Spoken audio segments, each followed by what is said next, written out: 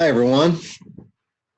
Sorry for the tardiness of this. It's been a weekend of catching up and some other things going on. And boy, uh, things just kind of snowballed there. And so I wanted to go through the proof of the central limit theorem. All right.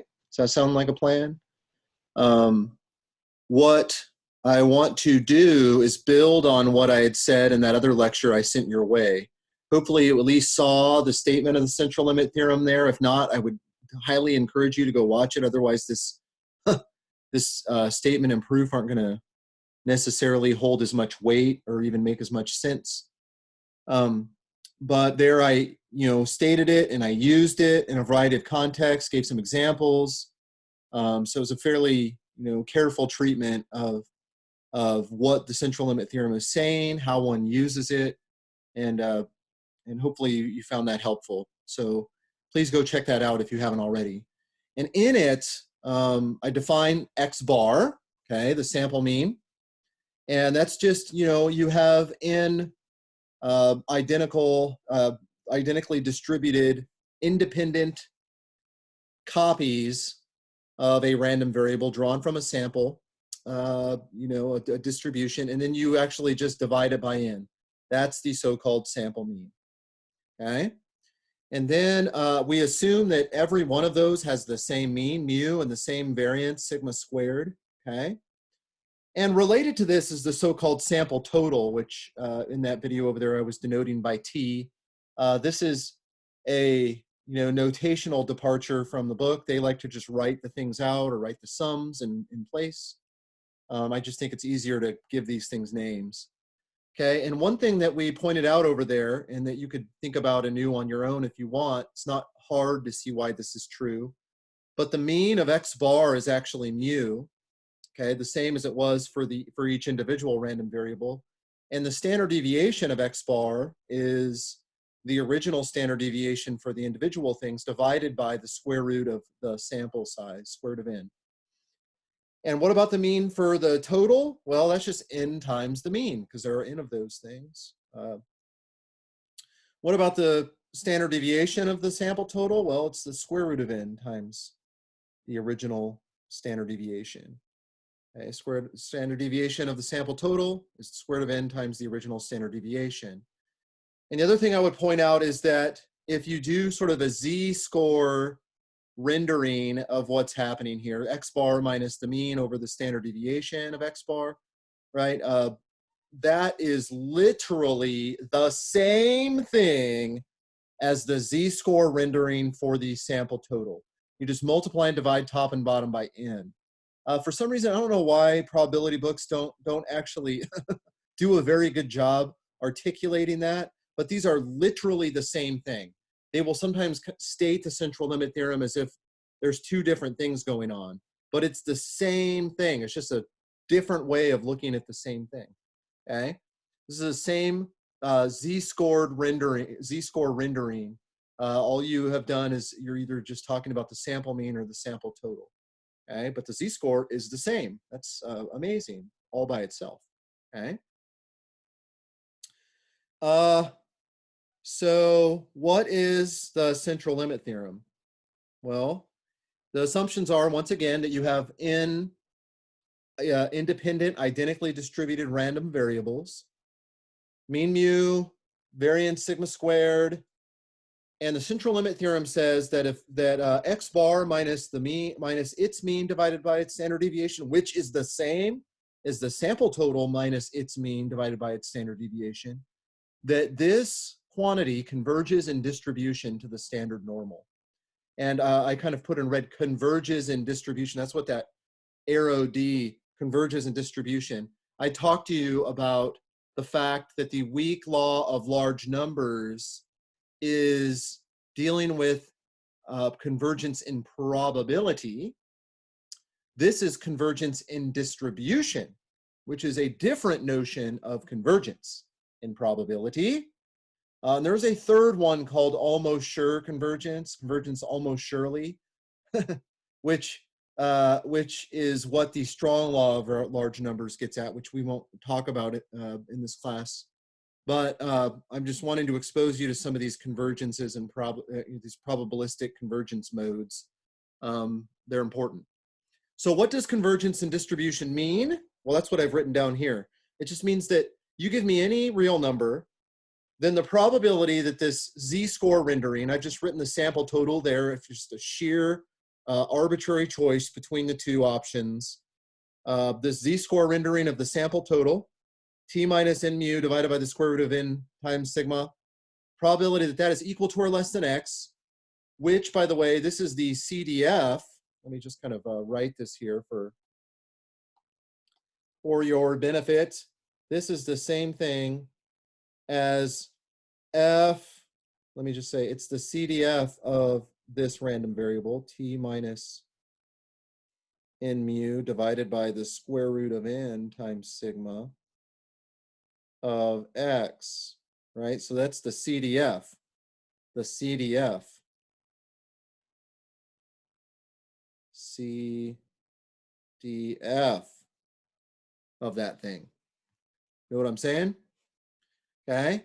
And if I let the sample size go to infinity, this probability will tend to that of the standard normal CDF, standard normal CDF.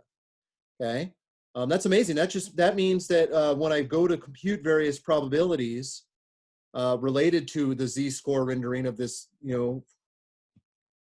crazy sample of size n distribution, that I can compute probabilities using the standard normal distribution, cumulative distribution function, and that's an amazingly powerful tool. I hope you realize that. So I just wrote down the formula for the CDF of the standard normal. It gets its own special letter. Remember, capital phi of x is reserved for the standard normal. Okay, and there's the standard normal density in there. There it is. Okay, so that's the statement of the central limit theorem. And one thing that we need is this little helping lemma that I'm not going to prove. It's not difficult per se, but it's kind of a technical lemma that I don't know if it's really going to be all that helpful for us to, spend time talking through this lemma itself. So here it is. You take a sequence of random variables with corresponding CDFs, f sub zn, okay, and MGFs, m sub zn, and you let z be a random variable with CDF, f sub z, and MGF, m sub z. Okay, and here I'm not talking, I'm not necessarily saying that z is the standard normal. This is just an arbitrary situation, although in the application of this later on in the proof, it is going to be the standard normal. Okay, so here's what the lemma says. It says if the moment generating functions for a given t, as n goes to infinity, right, as I kind of take this sequence of moment generating functions for a fixed t, if that tends to the moment generating function of z at t, then it turns out the cumulative distribution functions exhibit the same behavior. Okay, so this is kind of like what I was saying about the moment generating function. It is literally the thumbprint of everything that's going on. It is the passport for distributions. Okay, and this really is kind of the backbone of that. There's lots of other things that fall out of the moment generating function, but this is yet another thing. If you have convergence of the moment generating functions, then you necessarily have convergence of the cumulative distribution functions themselves. Okay, so this is an important lemma, and it's the thing we're going to use to prove the CLT here. Okay. Oh, and by the way, this convergence happens for every place where the limiting CDF is continuous. Okay, and in the case of a continuous random variable, that's not a problem at all. The CDF will always be continuous. Okay. So yeah. But in the case of a discrete distribution, you know that you can have, and that for a discrete distribution, you know that the CDF can have jumps, okay, at a point. That cannot happen though in the continuous distribution because the probability of being equal to a particular value is 0. Therefore, you know, that bit about being continuous, the CDF being continuous, is something you only need to think about in the case of discrete distributions. All right, here we go. Time to prove it. Let's do it. Proof of the CLT. We have NIID random variables. For convenience, I'm going to shift all of these and, you know, I'm going to write their z-score rendering, the z-score rendering for each individual random variable. You know that they all have mean mu and standard deviation sigma. So subtracting mu and dividing by sigma, I'm going to call that x star, xi star. You know that the new mean of each of those is 0. And of course, the new standard deviation is 1 because I divided by the original standard deviation. Okay, let's look at the moment generating function of not xi star, but xi star divided by the square root of n. Why would I do that? Why would I divide by the square root of n? Well, because I know that in the statement of the central limit theorem, I didn't have sigma in the denominator. I had square root of n times sigma, right? So if I take xi star and divide it by the square root of n, I get that square root of n factor of sigma that I need, okay? So what is the moment generating function of this random variable, xi star over the square root of n of t? Well, by definition, it's just the expectation of e to the t of that thing. And then I just put the square root of n with the t, so that's just the expectation of e to the t over the square root of n times xi star. And I just say, well, wait a minute, that's just the moment generating function of xi star with t replaced by t over the square root of n. Right, so that's that next equality. And of course, it's annoying to have to write that xi star thing. So I'm actually going to just write m for whenever I mean m sub xi star, okay? So m of t over the square root of n. All right, next observation. The moment generating function of 1 over the square root of n times the sum of all the shifted xi's, the xi stars. By the way, if you do the math, now we know why we did the square root of 1 over the square root of n thing, because that gives me the square root of n factor sitting next to sigma in the denominator. And of course, you know, if I add those xi stars together, I get a sum of xi's, which is just the sample total. And I'm going to subtract n copies of mu in the numerator, which is minus n mu. So this is exactly, right? This is exactly one of the, you know, one version of the variable that we are trying to say something about in the CLT. What could have also, you know, dealt with x bar and its mean invariance, but we've just done this one out of convenience. So what is the MGF of that thing? Well, it's the MGF of that sum of t. And because of independence, that's just going to be the product of each individual xi star over the square root of n's moment generating function, right? Which is given by that thing right there. So that thing's just going to be raised to the n power because there's a total of n of those. And a final note that I would make here, okay, remember, so m is just the moment generating function of the shifted xi's. It's the moment generating function of xi star. What is m of 0? Well, any moment generating function at 0 is 1 because it's e to the 0. You understand? Okay. What is m prime of 0? Well, that's the mean of xi star, which is 0 because I shifted the thing. And what is the second derivative at 0 minus the first derivative at 0 of m? Remember, m, again, I don't want you to forget, m is the moment generating function of the shifted xi's, okay? Well, oh, okay. Well, that quantity is just going to be the standard deviation, or not the standard deviation, the variance of xi star. And I already know that that's 1 because I've shifted and divided by the standard deviation. Okay?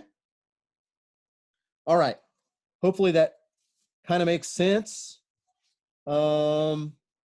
Let's move on. I'm going to start writing some stuff here. Okay, just so we can start doing our computation. A lot of that was just sort of setup. Now let's start doing some computation. Okay, so let's let L of t be equal to the logarithm of m of t. Okay, well, what's L of 0? Well, that's natural logarithm of m of 0. And m of 0 is 1, right? So this is going to be 0 overall because the logarithm of 1 is 0. Okay. What's L prime of t? Well, that's going to be 1 over m of t times m prime of t. So that's m prime of t over m of t. Okay. And so what is L prime of 0? Well, that's m prime of 0 over m of 0. And m prime of 0 is the expectation of the shifted xi's, which is 0. And of course, m of 0 is 1.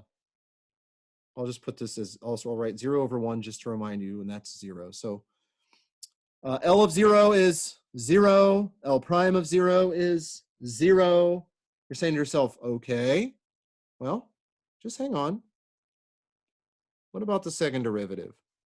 Well, that's going to be low times the derivative of the high. So that's m of t times the derivative of the high, which is the second derivative of this moment generating function, minus high d low, which is just going to be m prime of t squared divided by m of t squared. So what's L prime prime of 0? Well, m of 0 is 1.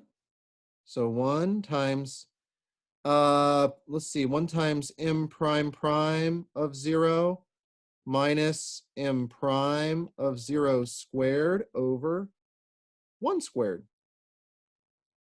But that's just, I mean, check it out. That's just the variance of xi star.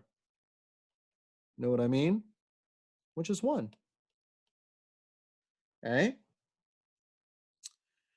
All right. So we've introduced this logarithm thing. And by the way, that's not that surprising because we saw that the moment generating function is going to be raised to the n power. And so, you know, in the interest of getting the power to come down, taking the logarithm is not that surprising of a move. Okay. So let me just write this out. Hang on. Oops. We write this out and say, okay, we will show that what? Well, that mt over the square root of n raised to the n, which by the way, we already saw that this was the moment generating function, right? That is the moment generating function of, okay, let me just kind of back up here just to remind you. Okay. That is the moment generating function of the sample total minus its mean divided by its standard deviation. It's exactly what we have right here. Okay.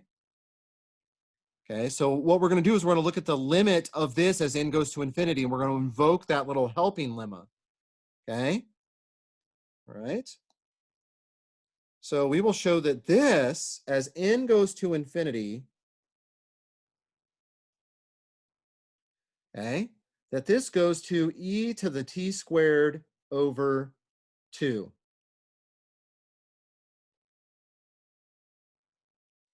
Which, by the way, and I'll let you kind of think about this on your own because it's a nice little exercise with pretty easy integrals, okay?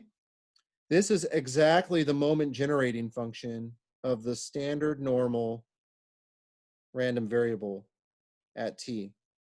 Okay, we will show that this thing tends, as n goes to infinity, to the moment generating function of the standard normal, which would complete the proof, which finishes the proof by the helping lemma,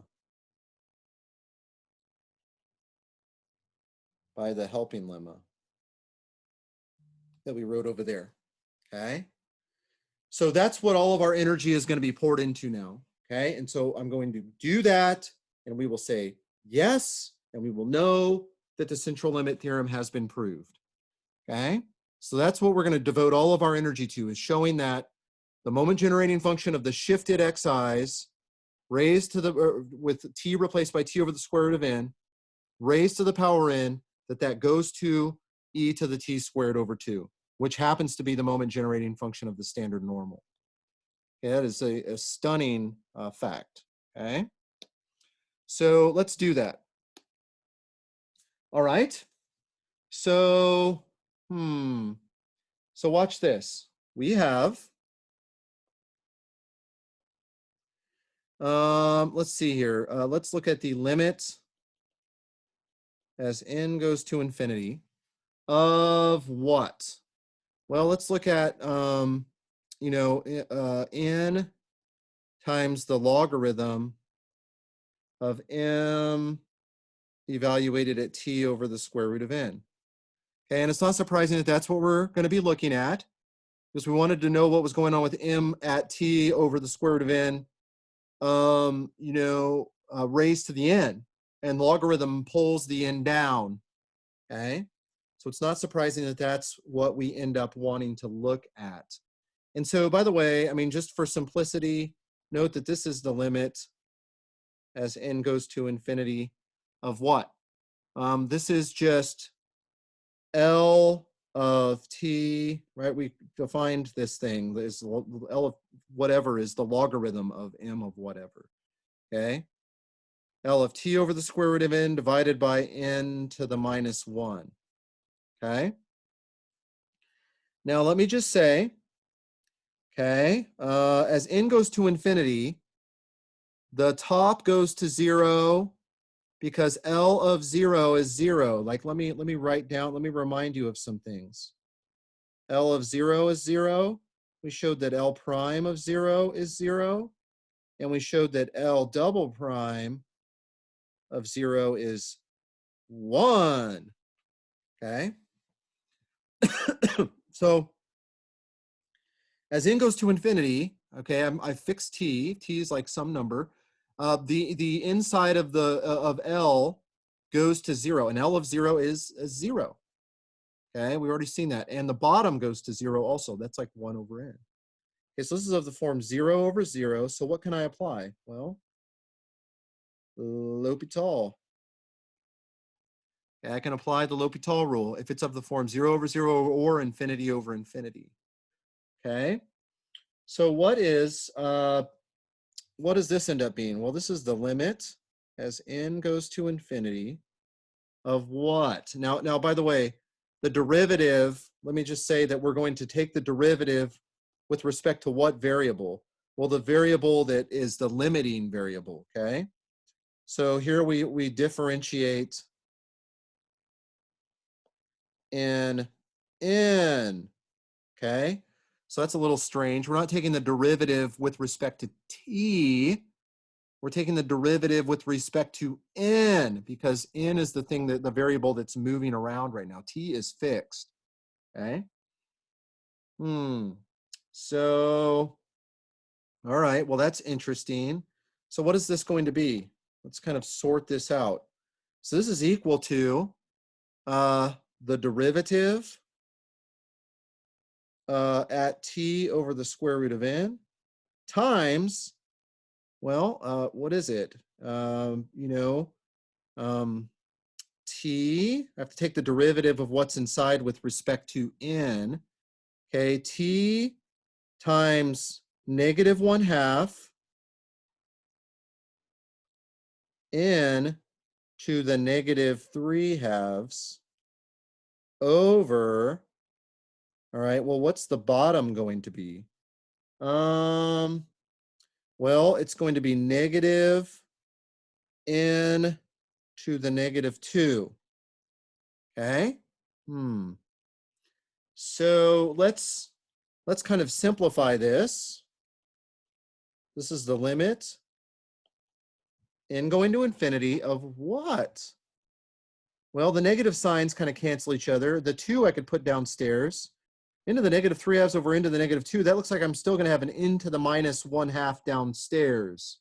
Okay? So this is going to be t times L prime of t over the square root of n divided by n to the minus 2n to the minus 1/2.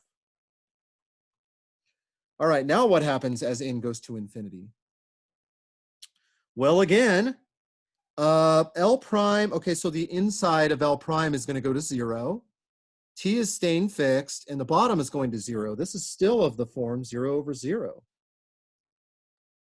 And so once again, we can invoke L'Hopital. And what happens? Well, it's going to be the limit as t goes to infinity, or not t, oopsies, n goes to infinity, of what? Well, same sort of thing. T is just coming along for the ride. I'm differentiating with respect to n, right? N is the variable in the limit here, so don't forget about that. So it's going to be t squared, okay, because I have that inside thing, times L prime prime of t over the square root of n, times negative 1/2 n to the negative 3/2, just kind of similar to what we did before, divided by what? Well, the negative 1/2 is going to come downstairs and cancel that too, so it's going to be negative n to the minus 3/2. Amazing. Look what happens. This, this n to the minus 3/2 cancels with that. This minus sign cancels with that minus sign. And what do I get? Well, miraculously, this ends up being the limit as n goes to infinity of what? T squared over 2 times L prime prime t over the square root of n. And what does that go to as n goes to infinity? Well, L prime prime of 0 is 1. So this limit equals t squared over 2. That limit equals t squared over 2, and that is critical. Okay, so this limit equals t squared over 2. So look at what we've shown. We've shown that the limit as n goes to infinity, n times the logarithm of m, logarithm mt over the square root of n, right? This equals t squared over 2, t squared over 2, okay? So, right, here's the punchline. So think about it. What is the limit as n goes to infinity of m t over the square root of n raised to the n? Well, that's going to be equal to the limit as n goes to infinity of e raised to the n times the logarithm of mt over the square root of n And now I have to take the limit into the power, but we know that that's going to be t squared over 2. So this will be e to the t squared over 2, which is the moment generating function of the standard normal random variable evaluated at t. And that, my friends, is the end of the proof of the central limit theorem, built on the back of that helping lemma, but there it is, okay? Well, I've enjoyed it. I hope you've enjoyed it too. I love this class. It's right up my alley. I love probability. You know, it's served me well in a variety of contexts. I hope you've gotten a sense of the power that you have computationally to do things that are surprising. And it's my prayer that this class has been a blessing to you. Hey, don't forget to go fill out the evaluations. Those are due today, okay? All right. Hopefully I will see you soon.